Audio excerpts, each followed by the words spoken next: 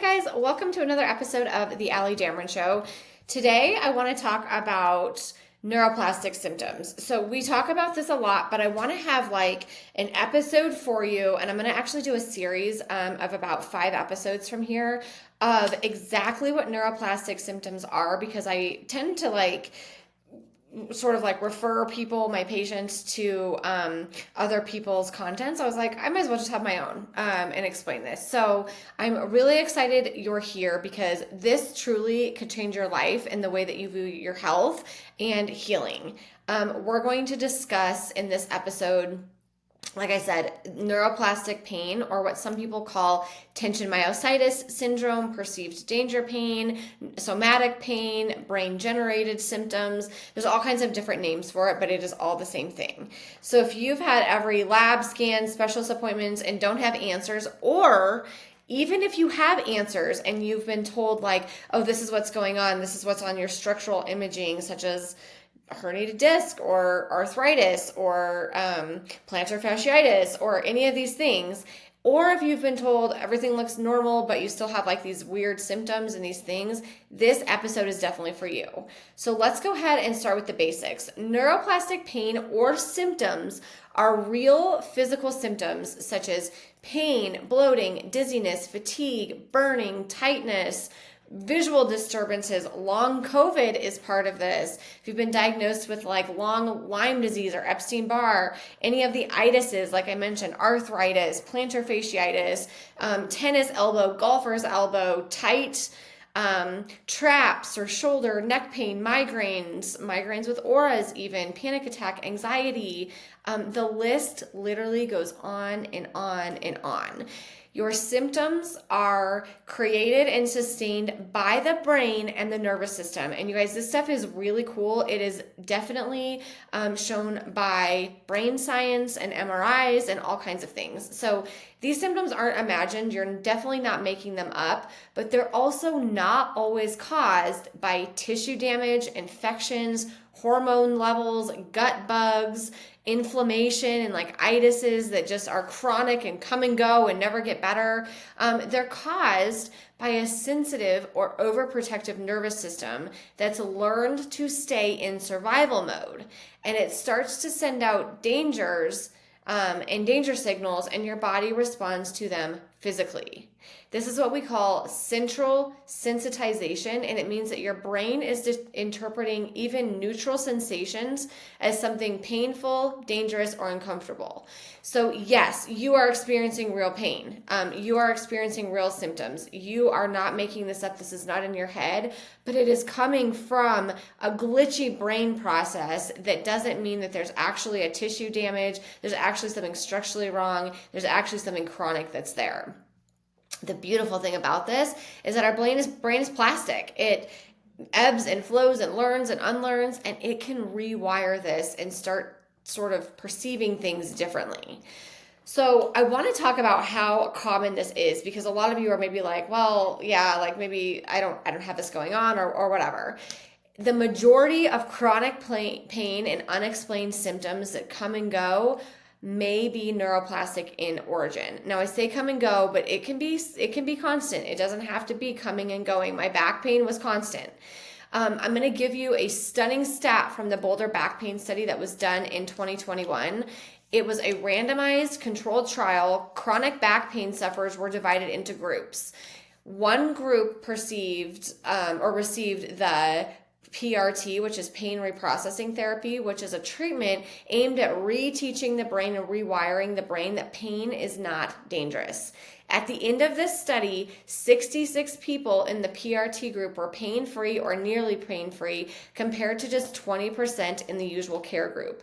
And these results held up over a year later. The study did not include medications, surgery, physical therapy. It was about changing how the brain processed signals from the whole body. And the thing is, you guys, these people had been in chronic pain and had all sorts of diagnoses. In fact, the researchers thought that they would probably find like one or two people in the group that did not have neuroplastic pain, and they did not find anybody who did not have neuroplastic pain. And these people were diagnosed with the typical herniated disc degeneration, spinal stenosis, tight muscles, weak core, weak glutes not firing, leg length discrepancies, all of these things. And so this is, like I said, this was in 2021. This theory of medicine and pain relief came in the 1980s by a doctor named Dr. John Sarno. So this has been going on for a long time, but we really wanted to have a specific study, random controlled, that showed the benefits of doing this. So let's talk about why this is so confusing for patients and even practitioners. When we have symptoms, we are trained to look for the physical cause. So we get labs, ultrasounds, MRIs, colonoscopies, hormone panels, SIBO breath tests, stool samples, all the things, right? You name it. And sometimes those those tests show something: a parasite, a hormonal imbalance, a bulging disc, inflammation, bumps and lumps, different things, right? And sometimes those tests miss the actual correlation versus causation. So here's the critical piece to this. Correlation is not causation. Just because something shows up on a scan does not mean it is the cause of your symptoms. Take this stat. In 2015, a study published in the American Journal of Neuroradiology found that over 50% of healthy adults with over 30 years old with no back pain had disc bulges or herniations on an MRI. By 50 years old, that number goes up to 80%. So if you're 45 and you get an MRI that shows a bulging disc and you've been dealing with back pain, it's really easy to assume the disc is the cause. But this science, this true science that we've seen, proves you that that may not be true. Millions of people have abnormal scans or labs and zero symptoms. So when someone finds SIBO on a breath test or a hormonal imbalance or a structural thing going on in the body or anything like that, it feels like that's the correlation, right? It feels like, oh, we have this weird thing showing up for us, so this must cause this. And in some cases it is, but like I said, very rarely actually. In fact, 1 in 3 primary care visits are actually due to neuroplastic pain or symptoms. So I say pain, it does not have to be pain, it can be symptoms too. So here's why this matters so much. If you keep looking for a broken part to fix, when the real issue is how your brain is interpreting pain signals, danger signals, processing your life and your emotions, you stay stuck. You keep chasing. I chased back pain for years. I've chased anxiety for years. I've chased all the things of, the injections, the acupuncture, the cupping, the physical therapy, the massage, the stretching, the resting, the pillows, the sitting in certain positions, oh my gosh, you guys, I did everything under the sun for back pain. All those things. And yeah, like sometimes I would leave a chiropractor office and be like, oh my gosh, I feel better. And by the time I got out to my car, I usually like popped back in and I was in pain again. Or a massage would last a little bit and I'd be like, oh my gosh, it feels so much better to have those muscles massaged out. And the pain would be gone, but then it would come back. So this is like part of like this chronic pain thing, right? Where you're just like, I have a bad back, or I got in a car accident 20 years ago and have whiplash and my neck's never been right since. Your body knows how to heal. This is absolutely neuroplastic pain. And if you truly want the key to healing long term, I never have back pain now. This, I promise you, is it for most things. If you, like I said, keep spending years doing this, you're going to chase protocols, restrict your diet, thousands on medical appointments, procedures, imaging, supplements. And then the thing is, you start to think your body's broken. We've talked about this a lot, but when you keep trying and you keep having nagging symptoms and go to person, to doctor, to practitioner, etc., and they can't fix you, that is not benign psychologically. That each time dials up the danger signals more and more and more, and you think your body's broken. You're like, oh my, and the fear just goes to the roof. Every time that I had that, I was like, they were like, yeah, we can take muscle relaxants. I was like, well, I don't want to be like doped up all the time. They're like, yeah, I agree. You're like in your 20s. You shouldn't have to live like that forever. And it just felt so defeating over and over and over. And so then that made my preoccupation to it, my fear, my despair around it higher and higher. And then we start to lose trust in our bodies.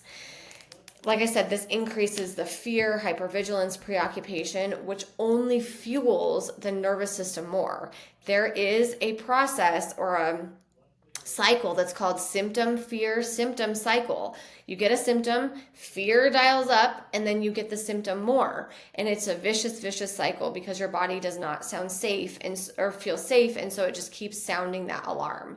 And this is why healing has to begin with not just the body, but actually the state that your body is in. So this series is here to really go through like the very beginnings of neuroplastic pain and how to take your power back, convince you that this is it. There are a ton of other quizzes on symptomatic.me. It's a website that I like. I'm a preferred practitioner over there, and they have a quiz. So for your symptom, each one, even if you have 5 symptoms, 10 symptoms, do this quiz for each symptom. The more symptoms you have, the more likely it is to be neuroplastic, by the way.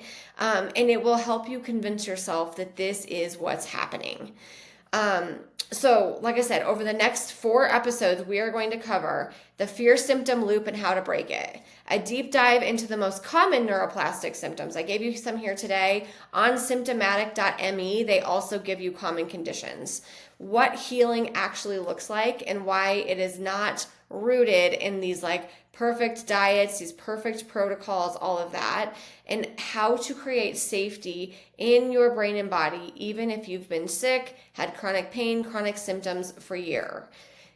You will walk away understanding that your symptoms are not going to be a life sentence and you are not broken. No matter how long you've had these symptoms, a lot of the colleagues that I have that teach this, their symptoms lasted 15 plus years. A lot of people that we've all treated collectively, their symptoms were a lifetime of symptoms, some of them. And we've seen amazing, beautiful success stories. You are wired for survival. And so once we help your brain feel safe again, healing can actually happen. So I hope that this episode opened your eyes a little bit and gave you that sort of like aha moment. Stay with me for the next 4 episodes, the rest of this series. If you want to go a little bit deeper, I have a podcast series already that I've recorded that you can get access to at alidamron.com/heal. You just enter your email and it comes right into your inbox. But these are 3 episodes all about this. Your homework is to go to symptomatic.me and take the quiz. Do some research on that website as well. It will open your eyes to what is possible, I promise. You are not alone in this. There is a whole new path forward. And I am, we've talked about this numerous times on this episode, or on this podcast, but I really am excited to share just quick and dirty episodes with you guys to just get you going with this so that you start to believe that you don't need to go to another doctor. You don't need to find the perfect supplement, medication, healing protocol. You have what it takes right now to heal, and so many symptoms. Like I said, go to symptomatic.me, look at their common symptoms under the public tab. It will show you how many symptoms are due to neuroplastic pain. Or neuroplasticity in our brain. And if you have friends and family who are dealing with the nagging back pain, the IBS, the plantar fasciitis, the headaches and migraines, anxiety, panic, depression, dizziness, vertigo, so many things, share this information with them, because our goal collectively and all the practitioners in this space are really on the ground just trying to get this information out there to help people who are struggling. It is so much more cost effective. It's the real deal. It helps prevent so many other diseases to calm your nervous system down. And it really has no downside to doing this. So go do your homework, go to symptomatic.me, look at the common symptoms there, and take the quiz from me before we come back next week for a new episode all about what the common symptoms are of neuroplastic pain and symptoms.